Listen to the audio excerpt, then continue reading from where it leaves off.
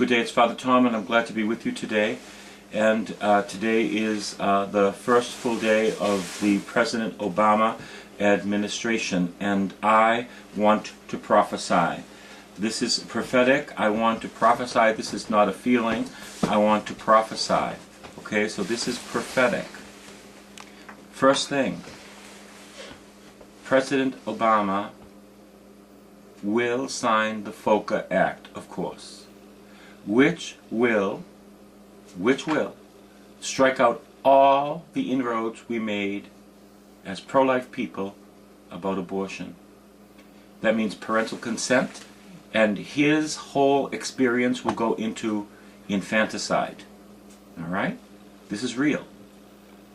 Now, that's not prophecy, because I know that's going to happen. I know that with my knowledge, okay? That's knowledge.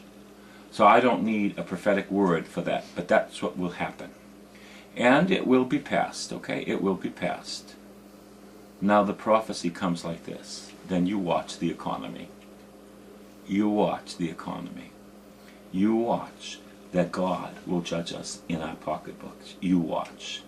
You cannot play around with God, because Obama is just the president. He is not the King of Kings and the Lord of Lords. Let me tell you that Obama has second in charge as a lawyer, the woman who was in charge of NARAL, the big abortion, National American Rights for Abortion, legal abortion, whatever they call it. It's killing, okay? So that's what's going to happen. What did you see yesterday with the stock market?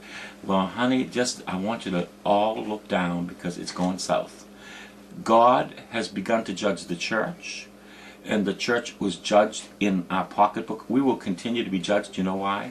Because now we have all these prayers going up about FOCA, when we should have been saying something when President Obama, was the candidate, because we knew what he stood for.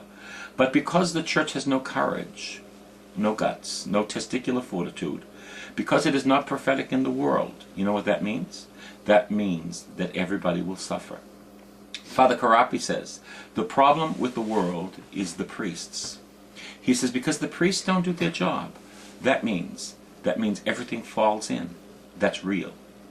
We had a priest with us when we went to Trinidad, who's black priest, and he's a preacher, and he's wonderful, but he is all for Obama. All for Obama. Well, you know what? I don't vote because of a black skin or a white skin or a green skin. But I want to tell you, I was terribly offended yesterday when that black minister got up and said the whites are going to get it right. Like, who does he think he is? Who does he... But you know what? You watch the economy, boys and girls. If you think things are bad now, hold on to your hats.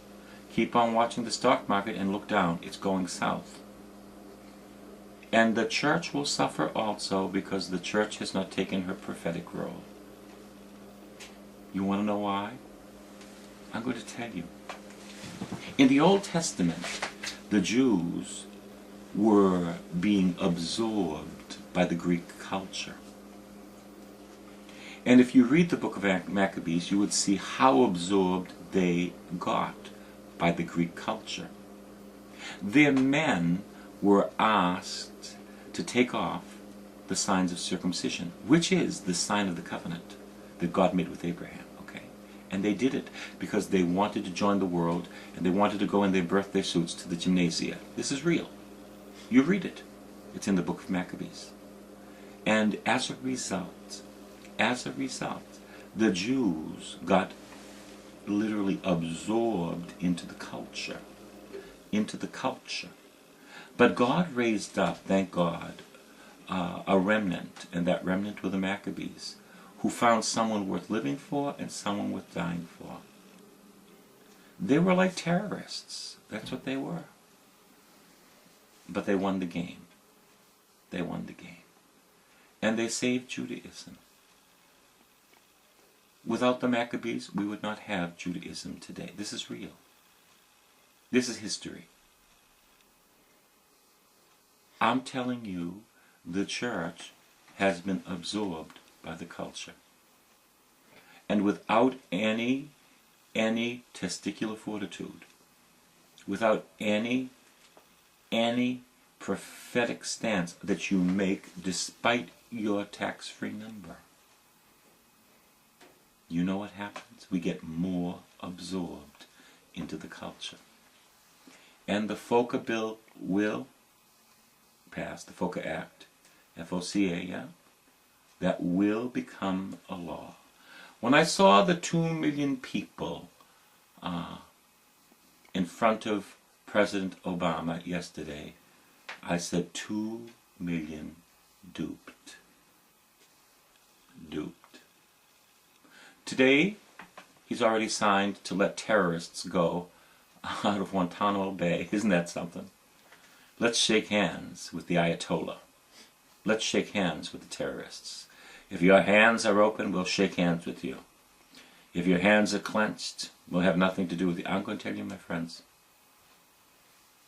you cannot shake hands with the terrorist.